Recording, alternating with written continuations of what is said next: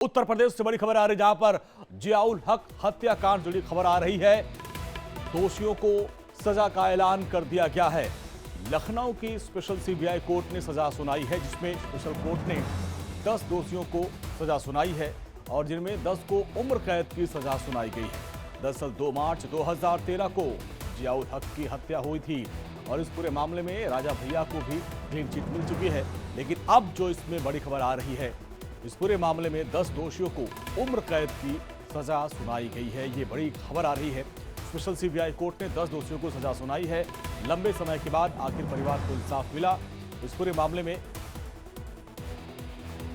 सजा का ऐलान कर दिया गया है और दोषियों को उम्र कैद की सजा सुनाई गई, जिसमें से खबर आ रही है कि स्पेशल सीबीआई कोर्ट ने 10 दोषियों को सजा सुनाई है और उनको उम्र कैद की सजा सुनाई गई है। और जिस तरीके से ऑन ड्यूटी 2 मार्च 2013 को जियाउल हक की हत्या की गई थी, उस पूरे मामले में सियासत काफी गरमाई थी। उसमें राजा भैया तक का भी नाम आया था, लेकिन उनको क्लीन चिट मिल चुकी है। अब इस पूरे मामले में जो 10 दोषी हैं, उनको उम्र कैद की सजा सीबीआई स्पेशल कोर्ट ने सुनाई है।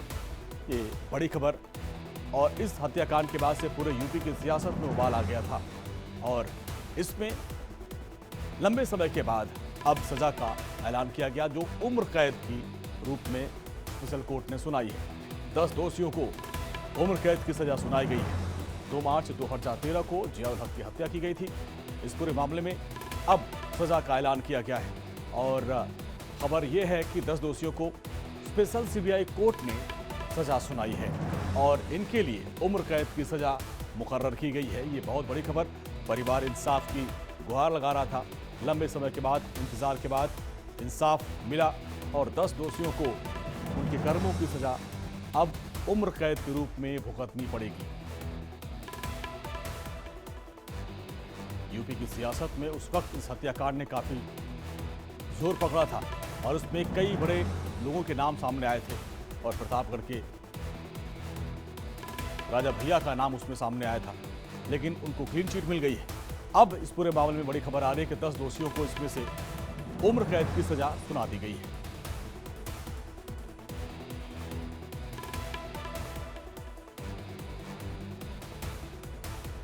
राजा भैया को इस पूरे मामले में क्लीन चिट मिली है और अब 10 दोषियों को सजा दे दी गई है। ये सबसे बड़ी खबर आ रही है। करीब 10 साल के बाद इंसाफ मिला परिवार को और इसको लेकर एक लंबी लड़ाई लड़ी गई और स्पेशल सीबीआई के कोर्ट ने इन 10 दोषियों को उम्र कैद की सजा सुनाई है।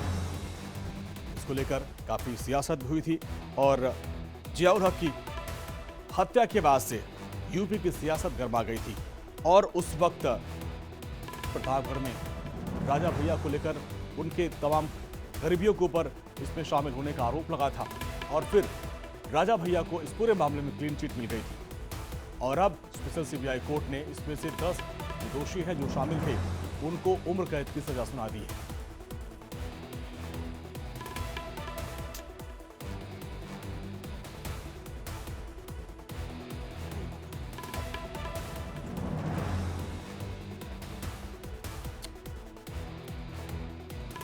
तो इस वक्त यूपी से बहुत बड़ी खबर आ रही है। जिस तरीके से जियाउल हक हत्याकांड मामले में सीबीआई की स्पेशल कोर्ट ने सजा सुनाई है और 10 से 11 साल बाद अब आप देखिए इंसाफ मिला है और परिवार ने एक लंबा संघर्ष किया था। अब 10 साल के बाद परिवार को इंसाफ मिला। इसमें शामिल 10 दोषियों को उम्र कैद की सजा सुनाई गई है। ये सबसे बड़ी खबर।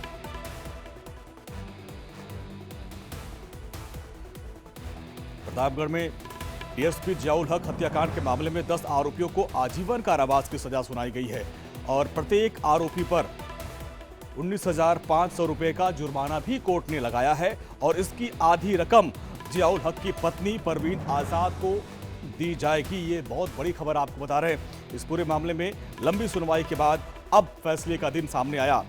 डीएसपी जियाउल हक हत्याकांड मामले में सीबीआई स्पेशल कोर्ट ने 10 आरोपियों को उम्र कैद की सजा सुनाई है और इस पूरे मामले में जुर्माना लगाया गया है। आरोपियों पर 15-15 हजार रुपए का जुर्माना लगाया गया और जानकारी के मुताबिक इस जुर्माने की आधी रकम जियाउल हक की पत्नी को दिया जाएगा। और इस पूरे मामले में राजा भैया पर भी उस वक्त आरोप लगे थे, गरीबियों के ऊपर आरोप लगे थे, लेकिन उनको इस पूरे मामले में क्लीन चिट मिल चुकी है और प्रत्येक आरोपी पर 19,500 रुपए का जुर्माना लगाया गया है। जुर्माने की आधी रकम जियाउल हक की पत्नी परवीन आजाद को दी जाएगी। और विशेष अदालत ने बुधवार को फूलचंद यादव, पवन यादव, मंजीत यादव, घनश्याम सरोज, राम लखन गौतम, छोटे लाल यादव, राम आसरे, मुन्ना पटेल, शिवराम पासी और जगत बहादुर पाल उर्फ बुल्ले पाल को सजा सुनाई है। ये वो 10 आरोपी थे जिनको कोर्ट ने दोषी करार दिया था। अब इनको उम्र कैद की सजा सुनाई है। इस पूरे मामले में पूरी बात बताऊं कि प्रधान के समर्थकों ने कामता पाल के घर में आग लगा दी थी। ये उस वक्त 2013 की बात आपको बता रहे हैं कि क्या हुआ था। घटना के बाद तत्कालीन सीओ जियाउल हक मौके पर पहुंचे थे और उन्होंने वहां पे जिस तरीके से उग्र भीड़ ने उनके ऊपर हमला कर दिया और इसी हमले में उनकी मरने की खबर आई थी और जियाउल हक को गोली मार दी गई थी जिससे उनकी मौत हो गई थी। इस पूरे मामले में अब सजा का ऐलान किया गया है और हमारे सहयोगी अखंड प्रताप शाही ज्यादा जानकारी के साथ। अखंड, लंबा इंतजार लेकिन अब सजा सुनाई गई है। क्या क्या सजा मिली और क्या जुर्माना लगाया गया, जरा विस्तार से बताएं। देखिए, इस पूरे मामले में चूंकि 2003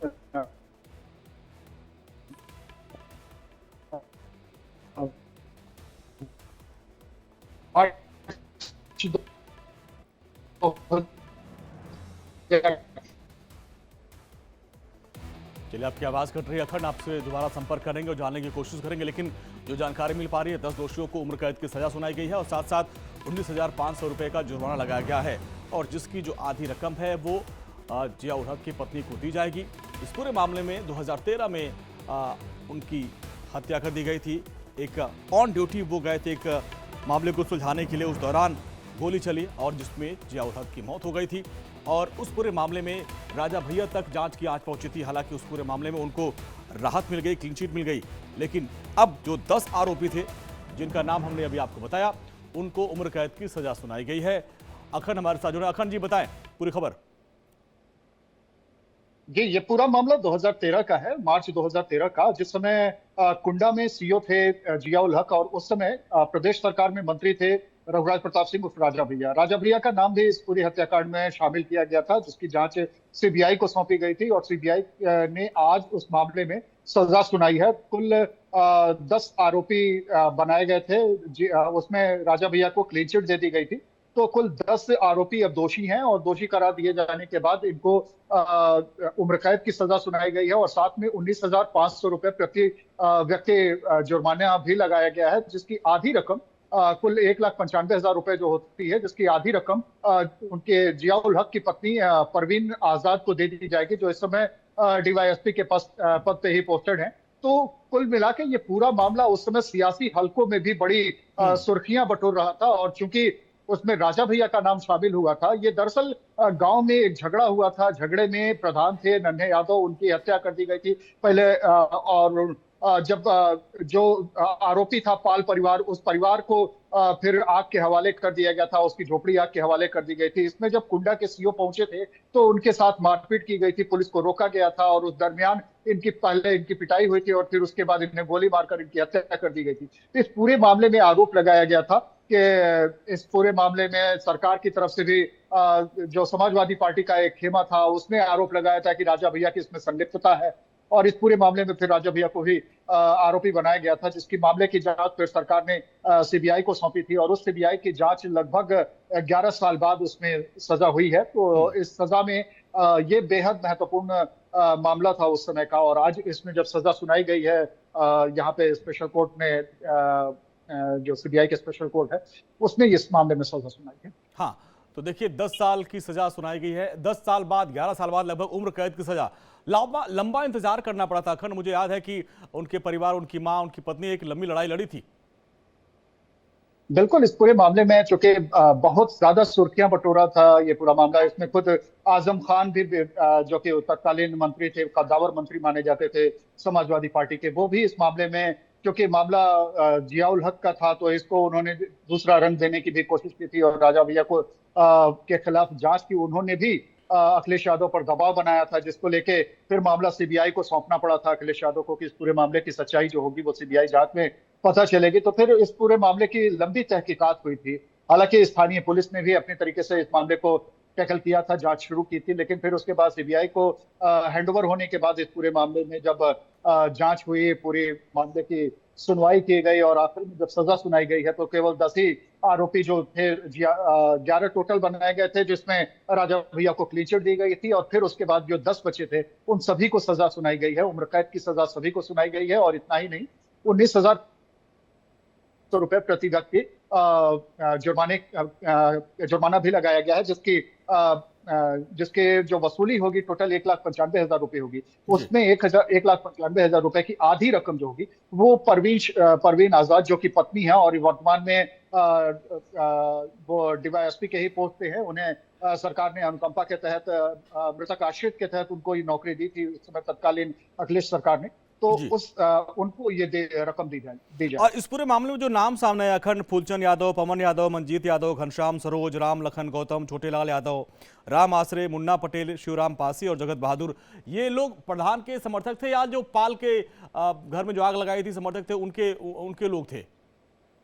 नहीं, ये नन्हे यादव के परिवार के सदस्य थे। इसमें से कुछ परिवार के सदस्य थे, कुछ उनके समर्थक थे, कुछ गांव के उनके जो अगल बगल रहने वाले लोग थे। उसमें राजा भैया का ये बताया जाता था इन्वॉल्वमेंट है कि राजा भैया के करीबी थे ये लोग और लगातार राजा भैया से ये फोन पे संपर्क में थे। इस तरीके का आरोप लगाया गया था, जिसके चलते ही राजा भैया ने भी कहा था कि इस मामले की सीबीआई जांच करा ली जाए ताकि जो दूध का दूध है, पानी का पानी साफ हो जाए। और वही हुआ भी। सरकार ने फिर तत्कालीन सरकार थी अखिलेश यादव की, तो उन्होंने सिफारिश की थी इस पूरे मामले की सीबीआई के लिए। तो सीबीआई जांच में ही आखिरकार उनको क्लीन चिट मिल पाई थी और एक तरीके से देखा जाए तो उनको अपनी कुर्सी भी गंवानी पड़ी थी राजा भैया को इस पूरे मामले के चलते। काफी सुर्खियां बटोरा था ये मामला। उस वक्त गुलशन यादव का भी नाम काफी सुर्खियों में था। जी बिल्कुल, उस समय चूंकि राजा भैया के बेहद करीबी माने जाते थे, उनके प्रतिनिधि के तौर पर भी कई जगह उनकी शिनाख्त होती थी और उस समय तक काफी दांत काटी रोटी कही जाती थी, दाहिने हाथ कहे जाते थे गुलशन यादव। तो जाहिर सी बात है, चूंकि 2022 का जो चुनाव था उसके ठीक पहले तक की जो स्थितियां थी, गुलशन यादव और राजा भैया का नाम एक साथ ही लिया जाता था, लेकिन बाद में उन्हें समाजवादी पार्टी का प्रत्याशी बनाया गया और दोनों के बीच में एक तरीके से देखा जाए तो प्रतिद्वंदिता शुरू हो गई। हालांकि उस समय तक गुलशन यादव का नाम लिया जाता था और चूंकि राजा भैया का नाम शामिल था तो गुलशन यादव का नाम उसमें शामिल होना लाजिम था। तो इस पूरे मामले में फिलहाल गुलशन यादव किसी तरीके के आरोपी नहीं है, लेकिन जैसा बताया जा रहा है कि इस पूरे मामले में जिस तरीके से 10 लोग जो जिनको सजा सुनाई गई है वो सभी दोषी पाए गए हैं। सभी वो आरोपी थे पहले, अब दोषी करार दिए गए हैं और अब उन्हें उम्र कैद की सजा तो काटनी ही होगी। साथ में अगर वो ऊंची अदालतों में वो जाना चाहते हैं तो शायद उनके पास थोड़ा एक मौका होगा, लेकिन फिलहाल इसमें किसी तरीके की रियायत की गुंजाइश अभी दिखाई नहीं देती। मामला सीबीआई का है और सीबीआई जांच पूरी तहकीकात के बाद ही इस फैसले तक पहुंची होगी सीबीआई कोर्ट। तो जाहिर सी बात है इसमें राजा भैया के लिए संतोष की खबर जरूर है क्योंकि उनको क्लीन चिट दे दी गई थी और ये जो दोषी हैं वो जियाउल हक को पक्ष जो रखने वाले लोग हैं, जो उनके परिवार के लोग हैं, उनकी पत्नी हुई और उनके परिवार के और सदस्य, उन्होंने जो लड़ाई लड़ी है। शुक्रिया इस पूरी जानकारी के लिए। आपका विस्तार से आपने बताया कि किस तरीके से इस पूरे मामले में दोषियों को आजीवन कारावास की सजा सुनाई गई है। आज की एक और बड़ी खबर, चुनाव आयोग से कांग्रेस का डेलीगेशन मिला है और इस दौरान चुनाव आयोग को हरियाणा चुनाव से जुड़ी शिकायतों की एक लिस्ट सौंपी है, जिसमें 7 विधानसभा सीटों से ईवीएम बैटरी की शिकायत की बात कही है कांग्रेस ने और उन्होंने कहा कि शिकायत वाली सभी ईवीएम को सील किया जाए।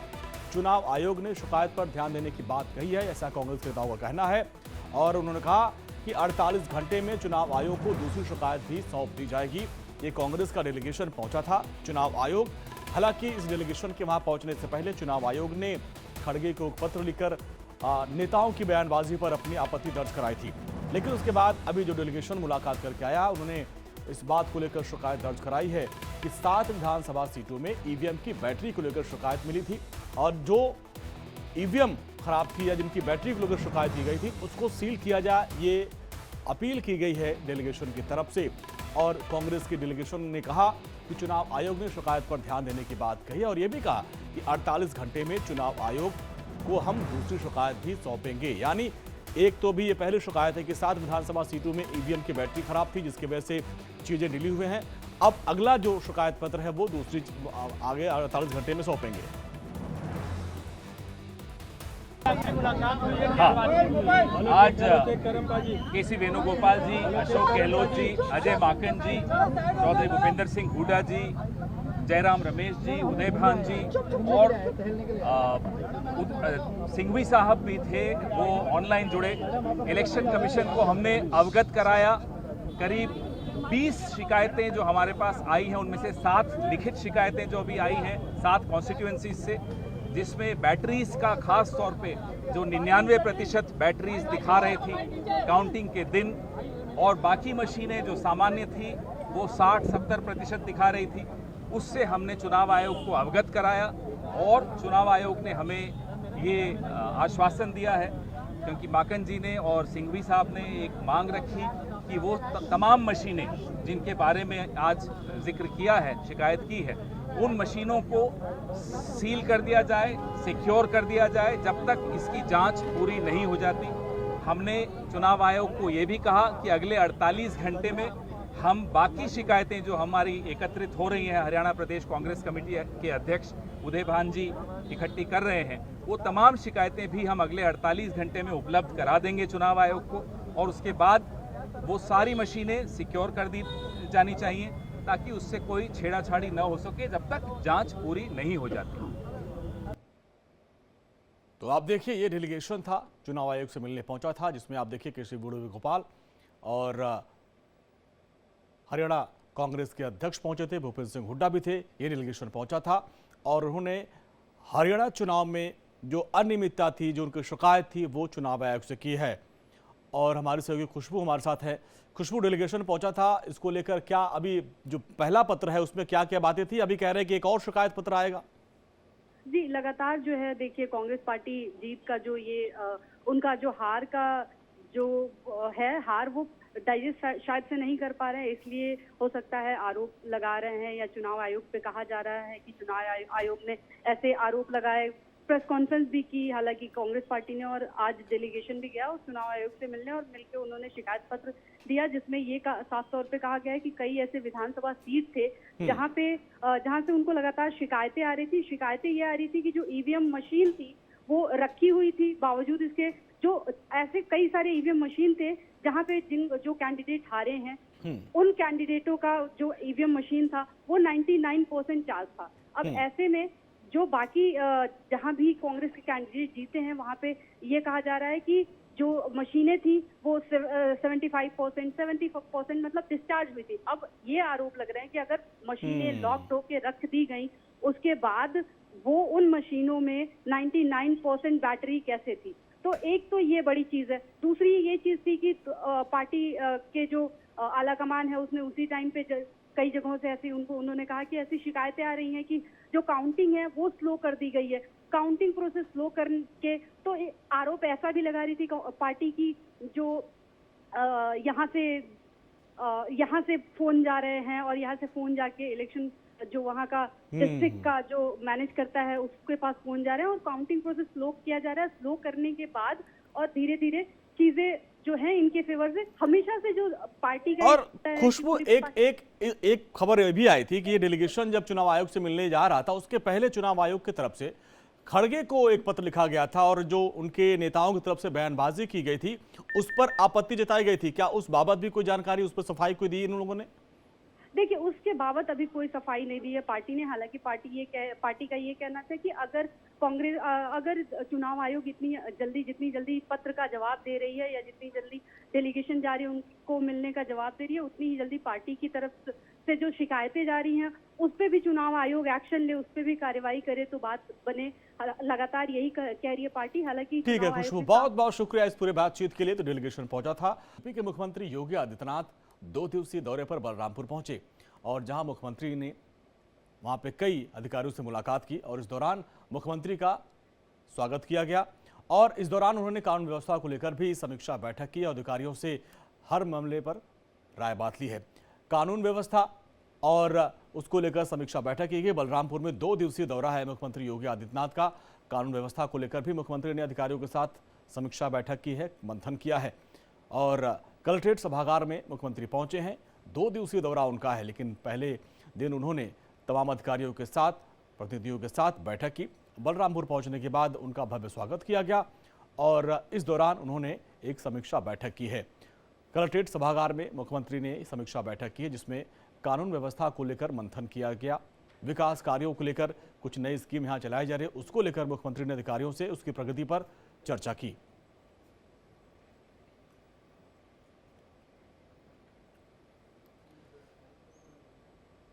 हरियाणा से खबर है, जहां पर 2 निर्दलीय निर्वाचित विधायकों ने बीजेपी को अपना समर्थन दे दिया है और जिसको लेकर हमारे सहयोगी आंचल यादव ने बीजेपी में शामिल हुए समर्थन देने वाले जो नवनिर्वाचित विधायक है देवेंद्र कादियान से बातचीत की है। आप भी सुनिए।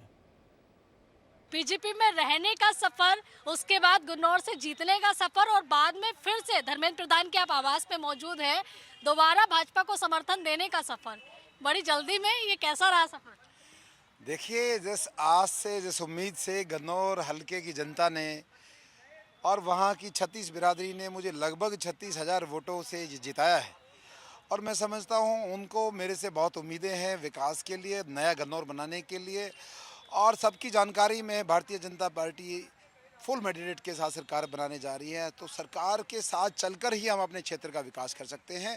आज सवेरे 9 बजे हमने एक महापंचायत अपने क्षेत्र में बुलाई और सबने ये समर्थन दिया कि आप सरकार के साथ जाइए और उनको अपना समर्थन दीजिए ताकि हमारे क्षेत्र का विकास हो। और रही बात भारतीय जनता पार्टी के साथ तालमेल की, मैं लंबे समय तक पार्टी में रहा हूँ और पिछले 25-30 दिन की हमारी खट्टी मीठी यादें रही हैं। टिकट कटने के बाद उसको छोड़ दें तो नायब सैनी जी हमारे बड़े भाई हैं, उनके साथ लंबे चौड़े टाइम काम किया है। मनोहर लाल जी हमारे आदरणीय हैं और मैं समझता हूँ मोहन बड़ोली जी मेरे गृह जिले से आते हैं, मेरे पड़ोसी भी हैं, तो हमारा अच्छा तालमेल है और इसी वजह से गन्नौर हलके की भलाई के लिए और विकास के लिए हमने समर्थन दिया। अच्छा, टिकट कटने की वजह से भाजपा छोड़ी थी? टिकट कटने की वजह से ही भाजपा छोड़ी थी और गन्नौर हलके की डिमांड पे छोड़ी थी। पिछला चुनाव भी नहीं लड़ पाए थे और अब की बार जनता चाहती थी, लगभग 50,000 से ज़्यादा लोग वहाँ भीड़ में जुट गए थे और उन्होंने कहा कि आपको चुनाव लड़ना पड़ेगा, इसलिए जनता का दबाव था, आशीर्वाद था और इसलिए हमने चुनाव लड़ा। आज धर्मेंद्र प्रधान जी से मुलाकात की है, आपने भाजपा को समर्थन दे दिया है, तो क्या चाहते हैं कि आपको कोई विशेष जिम्मेदारी दी जाए मंत्रिमंडल में? देखिए, हमें सिर्फ एक ही चीज़ की उम्मीद है कि हमारे गन्नौर का विकास हो। हमारी ना कोई डिमांड है, ना हमें कुछ चाहिए, सिर्फ हमारे क्षेत्र का विकास हो, हमें यही उम्मीद है। धर्मेंद्र प्रधान जी से आपने मुलाकात की है, क्या कहा उन्होंने? वो शिष्टाचार मुलाकात थी, हमने उन पे अपना पुष्प को भेंट किया है, उनको मिठाई खिलाई है और अपना समर्थन दिया है। तो अब देवेंद्र कादियान जो है क्या करने वाले हैं अगले 5 साल में, क्योंकि अब समर्थन तो भाजपा को दे दिया, निर्दलीय आप विधायक। 5 साल तो बहुत दूर है। मैं पहले 3 महीने में अपने गन्नौर में ऐसी शुरुआत करेंगे कि लोग कहेंगे कि हाँ भी हमारा नया प्रतिनिधि आया है। बहुत अच्छे कार्य हमने शुरू करने हैं और मैं समझता हूँ सरकार के साथ जब हमारा तालमेल रहेगा तो हम और अच्छे कर पाएंगे। अगर मंत्रिमंडल आपको ऑफर किया जाता है, कोई पद आपको ऑफर किया जाता है, तो आप स्वीकार करेंगे? मुझे कोई उम्मीद नहीं है, ना हमें कोई इच्छा है। अच्छा, थैंक यू। तो ये अगर दिया जाए फिर भी? मैं कह रहा हूँ कि मेरी कोई इच्छा नहीं है, ना मेरी कोई उम्मीद है। हाँ, यानी Thank कि you. सरकार के साथ मिलके काम करेंगे। मिलके काम करेंगे, जो वो जिम्मेवारी देना चाहे मैं ले लूँगा। चलिए, देवेंद्र कादियान को आप सुन रहे थे, जो कि कह रहे हैं धर्मेंद्र प्रधान से मुलाकात हुई है उनकी, अपना समर्थन बीजेपी को दे दिया है और साथ ही ये भी कह रहे हैं कि मुझे ना किसी पद की लालसा है, ना उम्मीद है। हाँ, अगर कोई जिम्मेदारी दी जाती है तो मैं उसका समर्थन जरूर करूंगा। तो देखिए, इस तरह की जो कह सकते हैं ना कि अभी हरियाणा की राजनीति में बहुत सारे बदलाव यहाँ देखने के लिए मिल रहे हैं, क्योंकि अलग अलग से देखिए जो नेता हैं वो अब भाजपा को समर्थन दे रहे हैं, जो कि निर्दलीय विधायक हैं भाजपा के साथ आ रहे हैं, क्योंकि उनको भी शायद ये लग रहा है कि देखिए सरकार के साथ मिलकर चलेंगे तो शायद देखिए उनको काम करने में आसानी रहेगी। 5 साल अच्छे से देखिए वो सरकार के साथ मिलकर क्षेत्र का विकास कर सकते हैं।